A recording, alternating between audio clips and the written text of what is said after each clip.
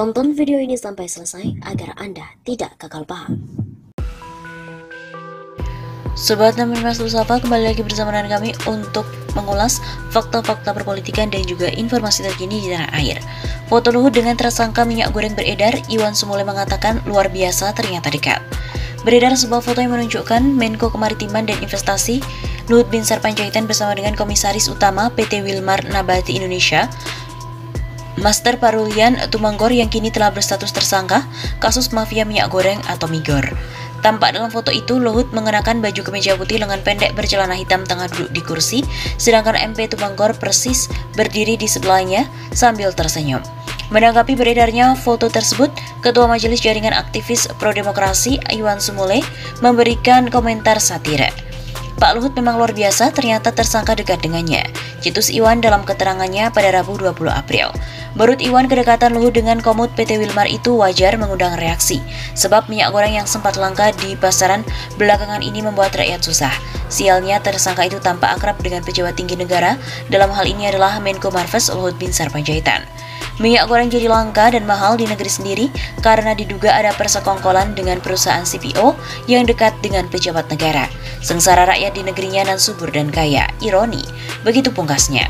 Kejaksaan Agung sebelumnya telah menetapkan 4 orang tersangka dalam kasus dugaan pemberian fasilitas izin ekspor crude palm oil atau CPO dan turunannya, termasuk minyak goreng pada Januari 2021 sampai dengan Maret 2022 yang menyebabkan kelangkaan minyak goreng. Keempat tersangka adalah Direktur Jenderal Perdagangan Luar Negeri Kementerian Perdagangan, Indrasari Wisnuwardana, Stanley M.A., selaku Senior Manager Corporate Affairs Permata Hijau Group, Master Parulian Tumanggor, MPT, selaku Komisaris PT Wilmar Nabati Indonesia, serta Picareto Garsitanggang, selaku General Manager Bagian General Affairs PT Musimas.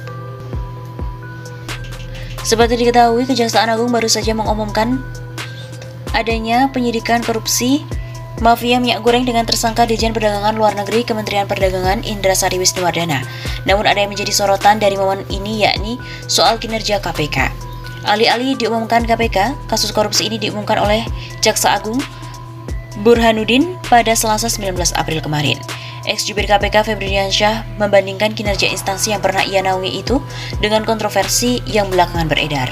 Ketika KPK jadi sorotan tentang penerimaan gratifikasi pimpinan dan skandal internal, Kejaksaan Agung mengumumkan penyidikan korupsi mafia minyak goreng, kata Febri dikutip dari akun Twitternya. Pegiat anti korupsi ini pun mempertanyakan kinerja KPK saat ini setelah mengalami perubahan besar. Apakah KPK benar-benar akan jadi masa lalu, dilupakan dan ditinggalkan? Pertanyaan ini hanya bisa dijawab dengan kinerja dan bukan gimmick.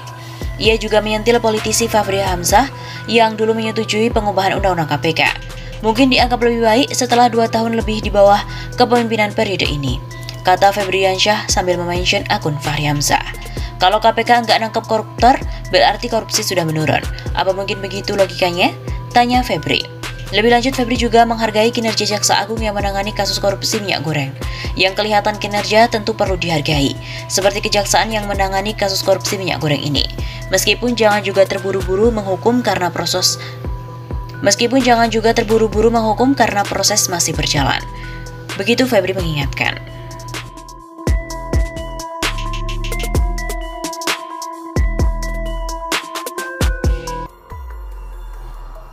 Minyak goreng langka, akhirnya pengamat politik ini pun bongkar dalang dibalik langkanya minyak goreng. Ternyata.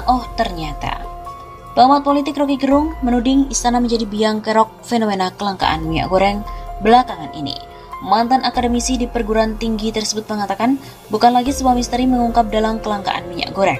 Menurutnya cukup mudah mengenali siapa yang membuat minyak goreng menjadi langka secara tiba-tiba. Tidak lain, kata Rocky, istana merupakan dalang dibalik masalah kelangkaan ini. Jadi katanya rakyat selama ini menjadi korban pembodohan oleh kalangan istana. Kartel itu beroperasi di istana, di sekitaran Menteri Perdagangan, menteri macam-macam yang berupaya. Kata Rocky dikutip dari redaksi di kanal YouTube Rocky Gerung Official pada Kamis 10 Maret. Anehnya, lanjut Rocky, istana kemudian menutup mata soal kebenaran sesungguhnya. Justru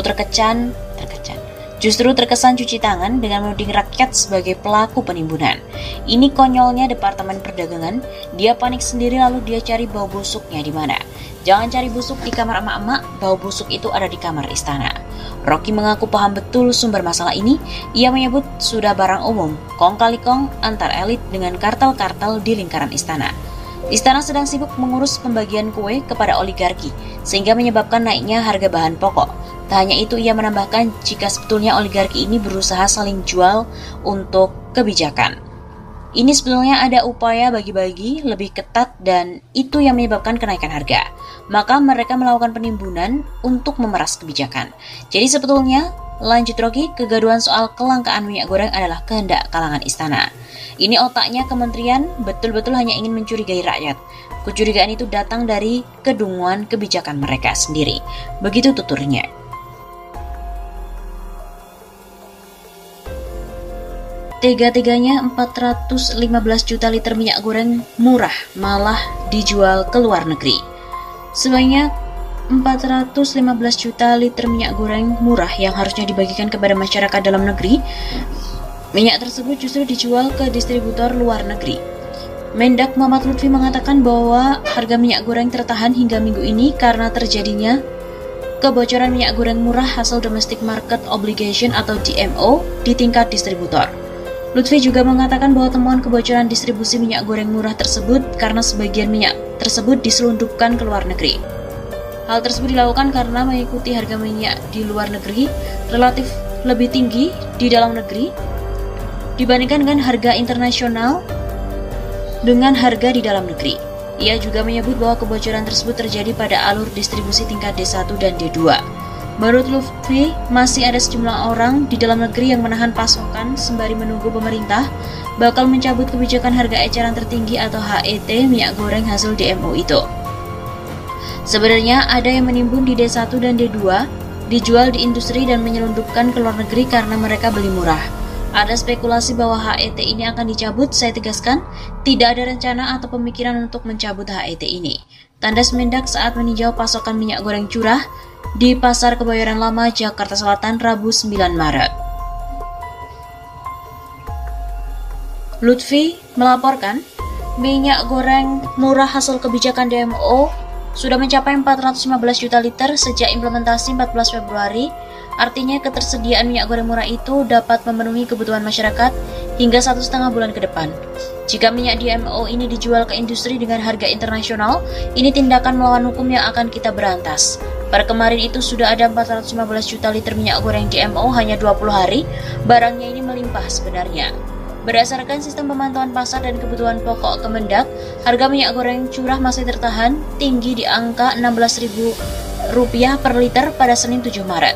Sementara itu, harga minyak goreng kemasan sederhana berada di angka Rp16.600 atau mengalami kenaikan 0,61% dari posisi Rp16.500 pada Jumat 4 Maret. Renaldi Sarijawan, selaku Sekretaris Jenderal Dewan Pimpinan Pusat Ikatan Pedagang Pasar Indonesia atau IKAPI, mengatakan harga minyak goreng curah masih tertahan tinggi di angka rata-rata nasional Rp17.100 per liternya.